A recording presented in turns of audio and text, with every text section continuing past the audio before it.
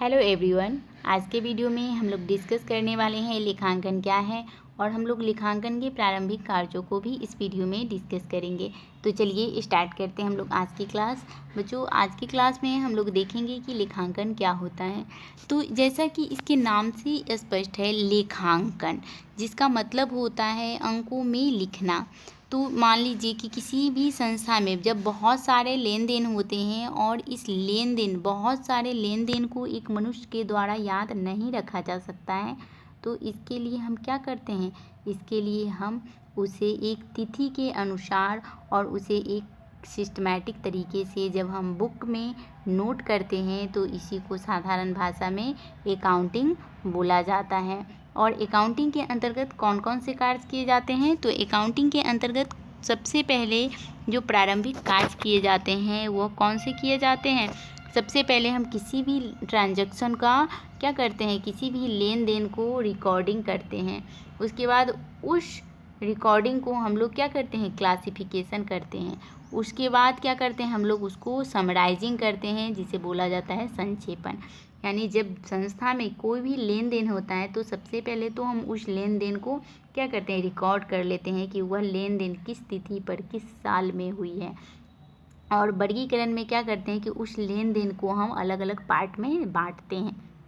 और संक्षेपण में हम लोग क्या करते हैं कि उस क्लासिफिकेशन किए गए जितने भी लेन देन होते हैं उन सभी को एक जगह पर दिखाते हैं, तो इसे समराइजिंग कहा जाता है।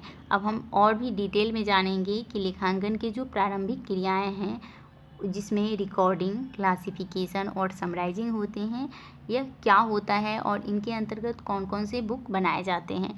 तो देखिए बच्चों, जब हम किसी भी लेन देन को रिकॉर्डिंग करते हैं तो उस लेन देन को हम लोग क्या बोलते हैं, उस लेन देन को हम लोग जर्नल कहते हैं।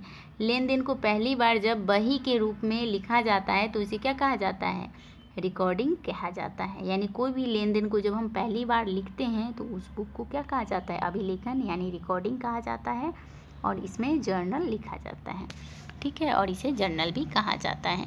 उसके बाद दूसरा है यहाँ वर्गीकरण। वर्गीकरण के अंतर्गत हम लोग क्या करते हैं कि हम लोग लिखे गए जो लेन देन होते हैं इसके अलग अलग भागों में विभाजित कर लेते हैं, जिसे हम लोग लेजर भी कहते हैं। उसके बाद क्या है कि समराइजिंग में हम लोग क्या करते हैं कि समराइजिंग के अंतर्गत अलग अलग लिखे गए मदों को एक जगह लिखा जाता है। यानी जो भी अलग अलग मद लिखे जाते हैं उनको एक जगह पर लिखा जाता है, इसे ट्रायल बैलेंस भी कहा जाता है। आई होप बच्चों आपको समझ में आया होगा।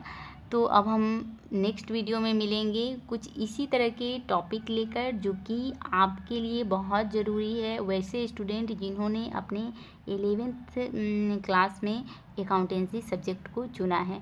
तो आप मेरे साथ बने रह सकते हैं और हम आप लोग का 11th का जितना भी सिलेबस है मैं पूरा कवर करने की कोशिश करूँगी। तो अब हम मिलेंगे नेक्स्ट वीडियो में, तब तक के लिए थैंक यू वेरी मच।